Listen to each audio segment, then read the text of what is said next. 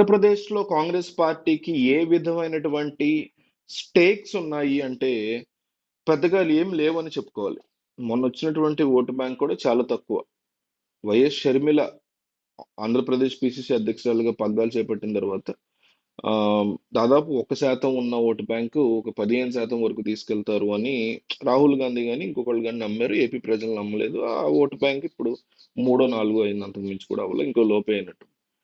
So, ఆ vote బ్యాంక్‌ని నమ్ముకుని రేవంత్ రెడ్డి రీసెంట్‌గా వ్యాఖ్యలు చేశారో, లేక ఆయనకి జగన్మోహన్ రెడ్డి మీద వేరే రకమైనటువంటి కోపాలేమన్నా ఉన్నాయో మనకు తెలీదు గానీ, ఆయన రీసెంట్‌గా ఒక లెవెల్‌లో జగన్మోహన్ రెడ్డి మీద వ్యాఖ్యలు చేస్తున్నారు. ఒక వారం రోజుల క్రితం అనుకుంటా ఆయన జగన్మోహన్ రెడ్డి యొక్క అహంకారం గురించి, లేకపోతే ఆయన శైలి ఆఫ్ డీలింగ్ థింగ్స్ గురించి, అందుకే ఆయన ఓడిపోయారు అనేటువంటి వ్యాఖ్యలు చేశారు. అది గడిచిన వారం తర్వాత రీసెంట్‌గా మొన్న వైఎస్ రాజశేఖర 75వ జయంతి కార్యక్రమంలో పాల్గొన్న తెలంగాణ ముఖ్యమంత్రి రేవంత్ రెడ్డి ఆంధ్రప్రదేశ్ రాజకీయ పరిస్థితుల గురించి మాట్లాడుతూ ముఖ్యంగా కడపలో ఉప ఎన్నిక రాబోతోందని, అక్కడ జగన్ పోటీ చేయబోతున్నారని వార్తలు, పుకార్లు వస్తున్న నేపథ్యంలో దాని మీద ఎవరు అడగకపోయినా కూడా ఆయన స్పందిస్తూ వైఎస్ షర్మిల అక్కడి నుంచి ఉప ఎన్నికల్లో పోటీ చేస్తే ఆమెని బంపర్ మెజారిటీతో గెలిపించుకుంటాము. నేనే వచ్చి స్వయంగా అక్కడ పార్టిసిపేట్ చేస్తాను. ప్రచారం చేస్తాను ఆమె తరఫున అంటూ వ్యాఖ్యానించారు. నిజానికి కడప ఉప ఎన్నిక కడప ఎంపీ స్థానం గురించి ఒక విషయం నాకు అనిపిస్తుంది ఏంటంటే, వైఎస్ షర్మిల కాంగ్రెస్ నుంచి పోటీ చేయడం కాకుండా వైఎస్ సునీత కూటమి నుంచి ఎంపీగా పోటీ చేస్తుంటే అవినాష్ రెడ్డికి డిపాజిట్లు కూడా దక్కువేమో అని నాకైతే అనిపిస్తుంది. ఎందుకంటే ఆ వచ్చినటువంటి ఆ వేవ్ ఏదైతే కూటమి వేవ్ చాలా గట్టిగా వచ్చింది.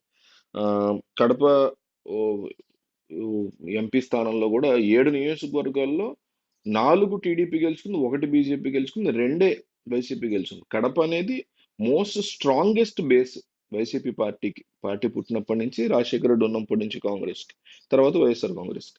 అట్లాంటి ప్రాంతంలో కూడా అత్యంత దారుణ ఓటమి చవి చూసినటువంటి వైసీపీ పార్టీ కేవలం 2 గెలుచుకోగలిగింది. భారీ ఎత్తున ఇదివరకు 2 లక్షలు, 3 లక్షల మెజార్టీతో గెలిచినటువంటి అవినాష్ రెడ్డి కేవలం 60,000 ఓట్లతో, అంటే ఎంపీ సీట్కి చాలా తక్కువ అనమాట.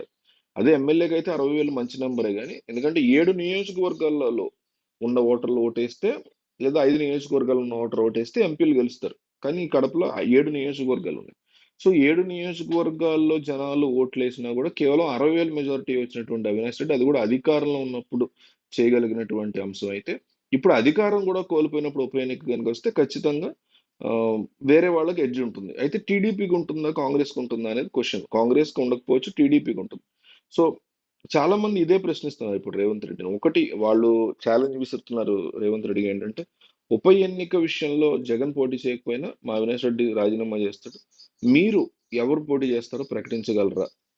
గెలుస్తారని, గెలవకపోతే మీరు రాజీనామా చేస్తామని ముఖ్యమంత్రిగా తెలంగాణకి మీరు ఛాలెంజ్ చేయగలరా అని ఒక రకమైన ఛాలెంజ్. రెండోది, మా రాష్ట్రం సంగతి పక్కన పెడితే మీ రాష్ట్రంలో బీఆర్ఎస్ నుంచి మీ పార్టీలో చేరిన వాళ్ళని రాజీనామా చేయించి ఆయా ప్రాంతాల్లో ఉప ఎన్నిక తెప్పించి అక్కడ వాళ్ళని మీరు ముందు గెలిపించుకోగలరా? ఆ తర్వాత ఆంధ్రప్రదేశ్ గురించి చూద్దాం అనేసి డిఫరెంట్ ఛాలెంజ్ ని రేవంత్ రెడ్డి విసురుతున్నారు వైసీపీ అభిమానులు. సో మీకేమనిపిస్తుంది ఈ అంశంలో? కామెంట్ చేయండి.